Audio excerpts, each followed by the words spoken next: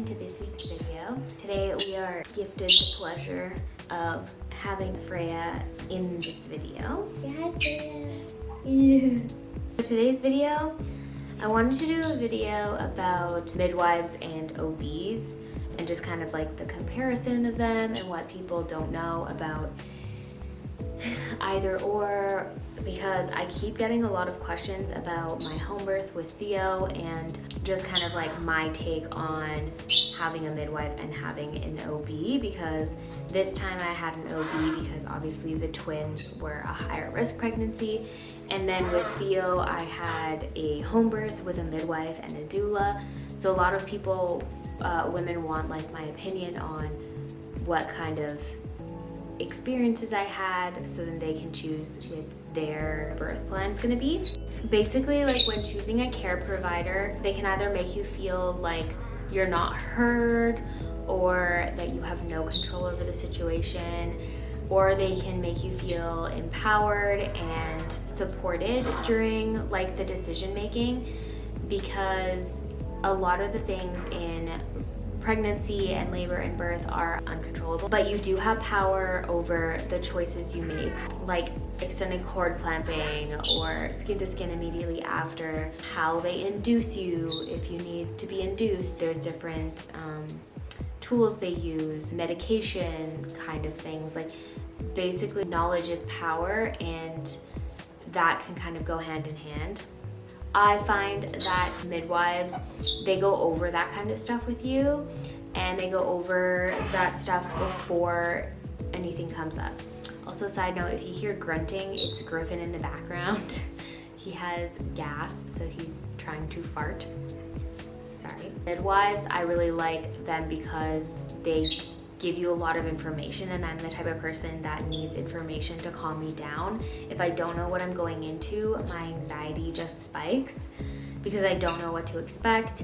And midwives, they give you a lot of information. I find that OBs, just in my experience, my OB didn't tell me certain things until it came up or if I asked a question. But a lot of the time, new moms don't know the right questions to ask. So that can be a problem too. And then the doctor just says, oh yeah, everything looks good. And you just have to kind of like trust them that everything looks good. There was a couple times where my midwife caught a couple things that could have been red flags that my doctor didn't catch. There is a good resource for any new moms out there. She has a YouTube channel. Her name is Bridget Teyler. Teyler.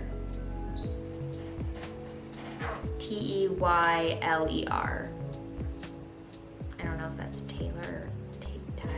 I will try to link her channel below. I think she's a doula, and she talks in her video about the differences, and it just helps you with a lot of things. She also has a couple of videos on like breathing techniques for laboring in a natural labor. I used her as a resource, so I will link that below. And then also the Midwife Association website, especially here in Alberta, in Edmonton. That website has a lot of stuff that you can read through and everything on like midwives. Nowadays, midwives are becoming more popular here in northern Alberta, more so than they have been before. Same thing with doulas. A lot of women now are being like, we want a better experience, and midwives are really good all the way around with like non-risk pregnancies. They're really good after the baby's born as well. Midwives and OBs, they have the same education, just OBs have the surgery aspect. So, but they have the same childbirthing education. And then midwives have like natural ways of doing things. They know a lot of different positions they can be in, or like if the baby gets stuck a little bit, or if the cord is kind of around their neck, like they know different things to get it off, whereas OBs might just opt out for C-section because it's easier or it's less risky. It just depends on, obviously it depends on your midwife, it depends on your OB. You can have a good midwife, bad midwife, same thing with OBs. But from my experience, they know how to like turn the baby or like do certain things and induce labor and all that kind of stuff. But they're more observant to you personally because they have less people that they're looking after. So midwives, maybe, I don't even know what the number is, but I'm just gonna like guess just for comparison. This might not be accurate, but let's say midwife has like 20, 30 people that she's looking after, or her and her partner, because usually they have like a partner of like who's on call. And then your OB has 400 people that he's looking after, they're looking after. So they kind of can't get personal with you. You have like that 20-minute slot, and if you have any questions, that's fine, but they don't really like sit down and say like, how are you doing? Everything okay? Whereas the midwives, they take time to like get to know you, get to know your family life, like get to know you personally, so then they can help you as like an overall whole of a person, not just how's your pregnancy, is it good, okay, bye. They are more observant to like what they think is important as well. They focus more on your like mental health, postpartum, but also during, make sure you have like support. They have referred me to like lactation consultants and breastfeeding doctors. They referred me to pelvic floor physio. They were really adamant on like, okay, you should get checked, like every single woman basically that has a baby should still get checked by a pelvic floor physiotherapist. And so like they recommend these things like afterwards, whereas your doctor just basically sees you at your 6-week appointment. Oh, how's your healing? Okay, cool, bye. And then you go back to your family doctor, or if you don't have a doctor, then nothing. So it's a different experience. And not to like fault on the OB, because like I said, they're probably looking after like way more people, so they can't really be personal. They only have a certain amount of time for everybody, so it's definitely harder, but it's just a different experience, and that experience I don't really like. I would rather the midwife and have like a personal connection. Also, because midwives are more observant, they pay more attention to red flag numbers on your blood work and stuff, because midwives are more preventative, whereas OBs are more reactive. Like, okay, you're having this symptom, so we should give you this to fix it. Whereas midwives watch and they say, this is high, which can turn into this, we're gonna double check it. That happened twice with me. The OB didn't catch like a high, I don't know what it is, but it's for thyroid. The number was lower than normal, which would mean hyperthyroidism, and hyperthyroidism can affect like my heart, their heart, all that kind of stuff. So my midwife called me and was like, hey, did your doctor mention that this number is low? You should get it rechecked. And when I talked to my doctor, he said that he didn't even see it. I got it rechecked and everything was fine, but it was just like, that's kind of an example of how midwives are preventative, whereas OBs are more reactive. And that's kind of doctors in general in like Western medicine. They treat the symptom, not the body as a whole, whereas a lot of like holistic and like Eastern medicines try to look at like what's going on in the whole body because of these symptoms. Like, what are these symptoms telling us? So that's like a big one of like why I like midwives better. With Theo's birth, a lot of people were like, why are you doing midwives? Why are you doing a home birth? It's more risky. What if you need an emergency C-section? What if something goes wrong? What if the baby is like breech? All of these things. So with midwives, because they're more preventative, you have more appointments. So the further along you are in pregnancy, the more you're gonna see your midwife, and the more that they're gonna check the position of the baby. Whereas if you go into your OBs, I did not get checked for position, like just using his hands to touch my belly, like at all. And I've never heard of anybody experiencing that at an OB's office. Midwives, they'll like do this whole like weird thing to find the head with their fingers and of the baby and be like, okay, yeah, like their head down. That's only a midwife thing. Like, I've never experienced that with my OB. To be fair, every time I saw my OB, I was getting an ultrasound because I was a high-risk pregnancy. So he didn't technically need to do that because we can clearly see the position of the babies on the ultrasound. But I've talked to multiple people and like they didn't even know what that was. They just don't do that. And like probably the reason is because they're not really worried about it, because again, they can just opt out for a C-section. That's something that is like super important with midwives, is you have more appointments, they check things, they make sure that everything's okay, and they kind of correct it as you go. So if your baby's not in the correct position, then they're gonna know way before it's needed, and then you're gonna do things to turn the baby. Whereas OBs don't really care because they have that C-section kind of available to them. But with a midwife, they will go with you anywhere to give birth. If you want to give birth at your home, they will come to your home. If you want to give birth at the midwife birthing center, you can book a room and give birth there. If you wanted to go to the hospital, they also go there too. They will go anywhere, whereas an OB obviously is just in the hospital. They're not going to follow you everywhere. So wherever you're comfortable, if you're scared of hospitals, if you don't like hospitals, if you just want a relaxing place and don't want to mess up your house, then go to a midwife birthing center. Wherever you go, they will go. The good thing about having a midwife, if you have birth at the hospital, like you get checked out and you're staying there for at least a day. Basically, if you're under the care of the midwife, you can go as soon as the baby is cleared, because you're technically under the care of the midwife. So the midwife is coming home with you and she's going to come back and check on you. So the hospital lets you go, which is really, really nice, because then you could be in the comfort of your home, being all comfy and cozy and not in a depressing hospital. Also, so a lot of people are like, well, how do you know when you're having a home birth, like if the baby is okay or anything like that? So basically what happens is during labor, you'll get to a certain time, so like 411, and you're gonna call your midwife, and your midwife's gonna come over. And when she comes over, she's gonna check how many centimeters dilated you are, and she's gonna bring her little Doppler thing and her blood pressure cuff. She's gonna check your blood pressure. She's going to listen to the heart of the baby constantly.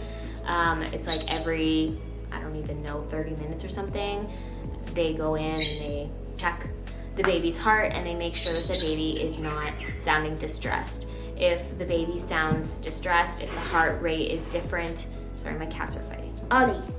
The heart rate is like too fast, too slow, whatever, then they call an ambulance.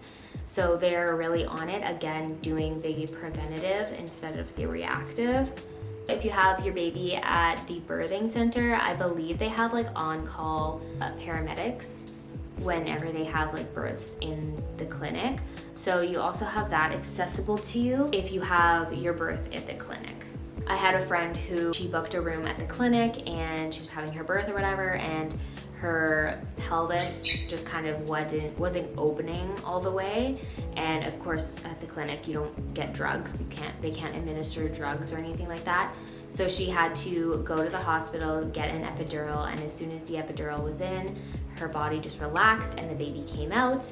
And then the midwife was allowed to take her home, even though like right after the anesthesia wore off or whatever, but she didn't have to stay there for them to monitor her or anything because she was under the care of the midwife. So that's a prime example of like the benefits of a midwife in that situation. Also with a midwife is usually there's two of them. So while you labor, your midwife is gonna come at like the 411 mark, like I said, but when you're 10 centimeters dilated or really, really close, she's gonna call her partner and she's gonna say, okay, you can come now, we're really close. And then her partner's gonna come and she's gonna help her just assist with the birth and get another set of helping hands. And then sometimes they switch off with who's coming back the next day. Midwives will see you, at least the midwives that I've dealt with, they will see you the day after you have your baby. They will come back, and I think the third day after, a week after, and then I believe your 2-week checkup, you're gonna go to their clinic. So they do come to your house quite often, and they measure the baby, they make sure the baby's gaining weight, they make sure that you are having good breastfeeding experience. That's really nice because postpartum with an OB, you have your 6-week appointment and that's it, usually. So if you need anything within that 6 weeks, your midwife can refer you to a pelvic floor physiotherapist. They can tell you to go to a breastfeeding doctor, go to the chiropractor. They can check your incision, make sure everything's okay. Just kind of like be more intimate in the postpartum journey, which I believe is super important. Like, I have no idea why OBs don't do more for postpartum. Postpartum is so important. Like, a lot of the reason why a lot of women here in Northern Alberta don't breastfeed is because we have lack of support. And like, yes, usually a nurse, like a healthy beginnings nurse, will call you and be like, okay, we're gonna come to the house. But sometimes those nurses, I've heard from friends, are not very nice, super judgmental, and sometimes they push not to breastfeed if they see you're having like a hard time. And then they also like jump the gun and just assume you have postpartum when you just have no support, no help, or if you're just have baby blues. I heard that they're like not as comforting. Who knows? I don't know. I've never met a healthy beginnings nurse. So I'm sure that some of them are nice, and I'm sure that some of them have bad days. When they called me, they sounded very nice, and I told them that I had a midwife, and they were like, okay, that's fine. We won't come over, but if you need anything, we are right around the corner. Give us a call. Okay. So a good thing about having an OB is that they obviously can prescribe things. So if you do have a complication like with your thyroid or like iron or whatever you need, they can prescribe things. If there is ever an issue where the midwife needs a prescription, she's going to have to, like, you're gonna have to go to your family doctor or go into the clinic and get a prescription because she cannot prescribe drugs. Because they aren't like personal in your appointments, they are like super fast paced and really like to the point, short and sweet kind of thing. So if you are a mama this is your second, third, fourth, fifth, whatever, eighth, ninth kid, and you already done it before, you already know things, everything's good, then sometimes being fast paced is a good thing because you can just be in and out of your appointment. Also, going back to the point where like they don't tell you much information, taking a prenatal class is probably beneficial if you have an OB, or having a doula is probably beneficial to having an OB. But also, if you are the type of person where you freak out if you know all of these things, like if knowledge doesn't give you power, it gives you anxiety, definitely an OB, they don't give you a lot of information. However, if you are that type of person and you have a midwife and you let them know that, they're not gonna tell you everything. Like, they'll tell you if you ask, or if you tell them, hey, I'm this kind of person, then they're gonna go through everything with you, but don't need to. Also, what I like about midwives, and some OBs do this too, is they don't chart you based on your weight gain during pregnancy. Depending on where they trained, I've met one midwife that does this, and then a lot of family like practitioners or like OBs will go based on weight. So if you gain a certain amount of weight, they'll say, oh, that's too much, but then they measure you to see how many weeks you are, and your uterus should be as long as the amount of weeks pregnant that you are. So if you're 32 weeks, you should be 32 centimeters high. And if like that's measuring okay, then the midwife is like, that's fine. But the OBs usually are like, it's all about weight gain, which is really hard, especially being like a small person. When smaller people get pregnant, a lot of the time you gain more weight than if a bigger person gets pregnant. And when I say bigger, I'm not talking like a fatter person, I'm talking about like in stature. So like if you're taller, then you might not gain weight. If you are more muscly, like I have no muscle, but if you have muscle, you might not gain as much weight. So it's just different for everybody. It's also different per pregnancy, how much the baby gains and how much you gain is all different. Theo, I was 111 pounds before I got pregnant, and I ended up being 168 pounds when I gave birth to him. And I know a lot of people don't like talking about weight, and I'm putting this on the internet, whatever, but I honestly don't care about how much weight I gained because it all came off shortly after, and also I wasn't unhealthy. So I gained 57 pounds, then on like the chart, I'm 5 feet, so that's a lot for a 5 foot woman. Theo was 8 pounds 10 ounces, so he was a bigger baby, His placenta was huge. I had a lot of stuff going on. And then when I got pregnant with them, I was 126. And when I gave birth to them, I was 163, I believe. Like close to 40 pounds, 35, 40 pounds-ish.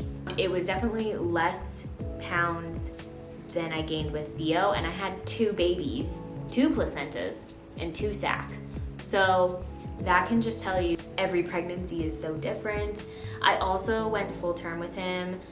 Theo, I was 42 weeks, and with them I was 36. So definitely like difference in weeks. I just don't like how some doctors are so obsessed with the weight and being like, well, you know, you need to eat less and like all this kind of stuff that I hear women talk about all the time. I hate it so much, because if you're measuring your like uterine measurement is fine, then you're fine. There's no red flag for gestational diabetes or anything like that.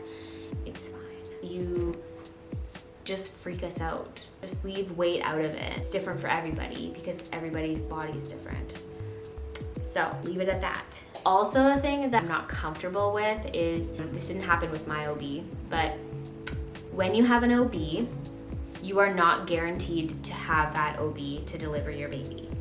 So like, for example, I was talking to the nurses when I was in the recovery in the hospital. She said there was 8 OBs on rotation in that hospital, which means that if you go into labor, you have an 1/8 of a chance of getting your OB. So you're most likely not going to get your OB. Unless you're a scheduled C-section like me. Like I got my OB because it was scheduled, but we're talking about like going into labor. That's obviously unpredictable. So that I'm not okay with, because like you're seeing this person for all of your appointments, and then now I have to like trust some random doctor. Whereas like your midwife, it's either her or her partner, and you get to meet both of them. You have built a relationship with them, and you fully trust them usually. It's just so different with a midwife. Disclaimer, this is my opinion based on my experiences and the experiences of my friends. So keep that in mind. This isn't true for every midwife, every OB, every birth.